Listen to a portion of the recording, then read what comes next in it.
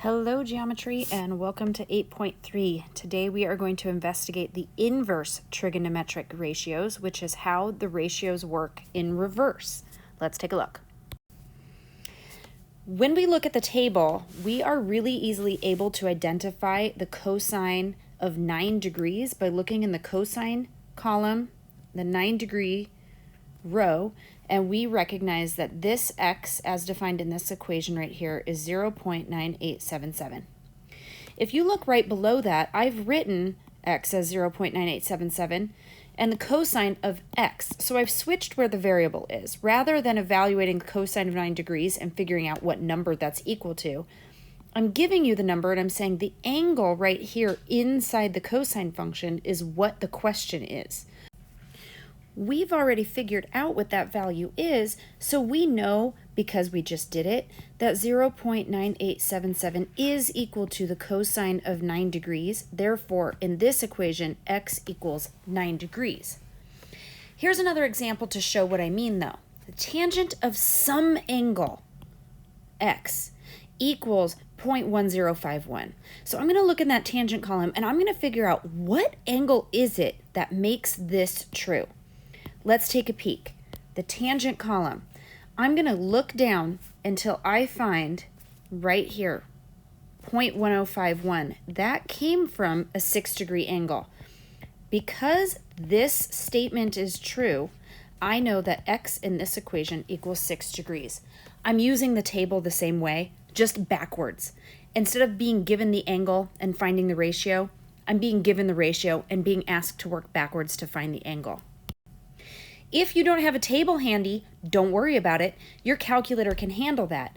As we've just determined on the previous page, we know that x equals 6 degrees in this particular case, but here's the two different ways it might appear on your calculator. It might appear with this little -1 that looks like an exponent, but that isn't an exponent. That means inverse.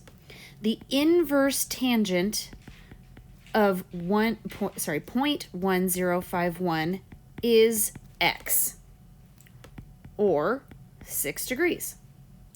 Sometimes this is a little bit more traditional. I suppose it's a little outdated, but sometimes you won't see that little -1. Sometimes you'll see it written as arctan, which is the arctangent,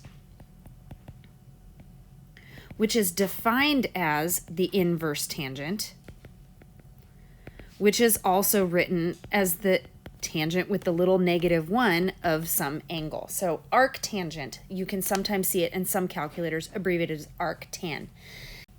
If you look at Desmos, and here's a little screenshot of the Desmos window, you have to type this or tap this functions button, and then will pop up sine, cosine, tangent. These are the reciprocal functions you'll learn more about next year. And then you'll also see inverse sine, inverse cosine, and inverse tangent. They're right there inside the functions. Normally in Desmos, you can just type SIN and then the number. You don't have to find this button, but for the inverse, you do need to go into here and find them. So, as always, there's an application for this. Here's how this is helpful. On the left right there, we have our famous 3, 4, 5 triangle that we've used in lots and lots of examples in the past, but we don't really know what those angles are. Trigonometry is going to help us figure out what they are. So let's set up a ratio. We can use sine, cosine, or tangent. I'm going to go ahead and use sine, and then I'm going to show you how it can also be used or work out using cosine as well. So I'm going to try to figure out first what this angle is right there. I'm going to call it theta. From theta, I have opposite and hypotenuse. So I'm going to go ahead and set up an equation. The sine of theta is 4/5. Okay, so some angle creates a ratio 4/5. This table isn't written in 4/5. It's not written in fractions, so I need to first turn this into a decimal. 4/5 is the decimal 0.800. It's an exact value, so I'm just filling in zeros because we have 4 decimals up there. I'm going to go ahead and I'm going to look in the sine column for the value that most closely is 0.800 because it's not going to be exact. Right here I see 0.809, and right here I see 0.7986. We have to be really careful to figure out which one of these is actually closer to 0.8. This one is 0.0014 short, and this one is 0.009 over. As it turns out, this one is actually closer. Just so you trust me, we've got 0.8090. The difference between that and 0.8 is 0.009. The difference between 0.7986 and 0.8 is a negative 0.0014. It's negative because it's below, but notice I've got 2 decimals and then 14, or this would be a 90. So this value is actually closer to 0.800. Don't be afraid to go below. It might be closer. What that tells me is that this angle is approximately 53 degrees. It's not exact because this value isn't exactly 0.800, but it's pretty darn close. So we have a 53 degree angle right here. At this point, I could go ahead and figure out that other angle as well, just by subtracting 180 minus 90 minus 53, and I could figure out that other angle. Let's take a look at a different way that you could have done that. Maybe you weren't looking at that theta angle. Maybe you were actually looking at this angle over here, and maybe you weren't paying attention to the 5. You were paying attention to the 3 and the 4, which are opposite and adjacent. This is setting up a tangent equation. So the tangent of alpha, that other angle, would be 3 over 4. Okay, let's see. Again, I need to convert that into a decimal, 0.75. I need to look in the column to find tangent of alpha equals 0.75. Take a moment right now to find the value that's most close to 0.75 and see if you can figure out alpha from the table. Here's a little snippet of the table to help you. Okay, you should have recognized that 0.75, the closest we can get to that value is right here. This is 37 degrees, but this is approximate. Notice that 37 plus 53 equals 90. This makes sense because we know that those two angles should add up to 90 in the right triangle. So with this new skill, your ability to solve for sides and your ability to solve for angles, you now have enough skill to do what's called solving a right triangle. That means anytime we give you a right triangle with 2 additional pieces of information, whether they are sides or a side and an angle, you have enough information to figure out all the remaining information about that triangle. 2 angles would not be sufficient information because keep in mind that that could create a whole family of similar triangles. We need to have at least one side length that defines the length of a side. So here we go, we've got 2 triangles. On the left, the first thing that I'm going to recognize is that I can figure out what this remaining side is using the Pythagorean theorem. So I'm going to always remember to go back to that Pythagorean theorem. 2 squared plus 10 squared equals my last remaining side. 4 plus 100, got 104. Let's see, x is going to be the square root of 104. That's not simplified as much as it could be. I know that at least 4 can go in there. So let's see, I've got the square root of 4 times the square root of 26. And I think I might be able to break down 26 a little bit more. Let's see, 13 and 2. No, those are the only factors. So I'm going to go ahead and finish this off, though. This is 2 square root of 26. So I've solved for that remaining side. And then lastly, I could go ahead and solve for the angles. So I'm going to use, let's see, I'm going to avoid the radical because I don't want to have to deal with that. I'm going to use 10 and 2 over here, which is a tangent function from theta.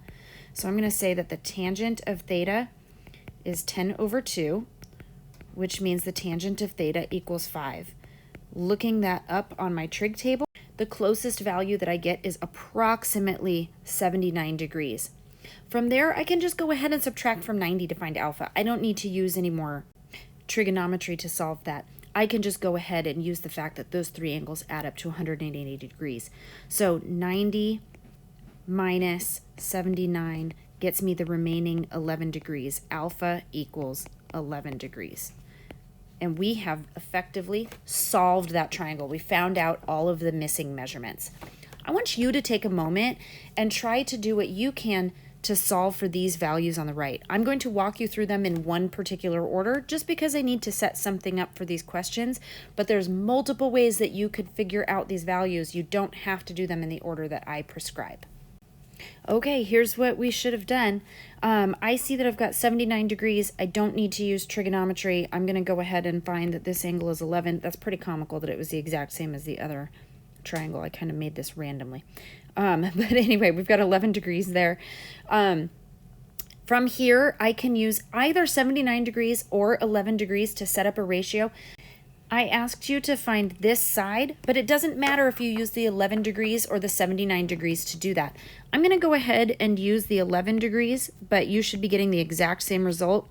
Even if you use the 79, you would have 9 over x instead of x over 9. I'm going to go ahead and multiply both sides of this equation by 9. I have my x isolated, so from there, I'm going to go ahead and use my trigonometry table. The tangent of 11 is 0.1944, and the only thing left to do is use my calculator. I get that x is approximately equal to 2.1. For lengths, in this context, we're not given any reason to round at more decimals than that, so I'm going to go ahead and leave it at 2.1. Keep in mind that if you're using Desmos as a calculator, you can go ahead and type in this directly. You don't need to use a table to transfer this value first. You can go ahead and type in the whole thing. Now that I know that x is approximately 2.1, I can go ahead and use the Pythagorean theorem to find this side using this value. Or I can use trigonometry again, which is what I'm going to do in this case. I'm going to stick with that 11 degrees, and I'm going to set up a cosine equation. So I'm going to do the cosine of 11 degrees equals 9 over y. Again, you could have used the 79 degrees, or you could have done the Pythagorean theorem. Need to multiply both sides of this equation by y. Now I can go ahead and divide by that cosine value. I'm ready to plug this into a calculator, or I can use my table to convert, and I get the cosine of 11 degrees is 0.9816. I'm ready to use my calculator, and I get that y is approximately 9.17. You can verify that this still is going to work in the Pythagorean theorem. That could have been the path you took to begin with. All right, everybody, have a good day.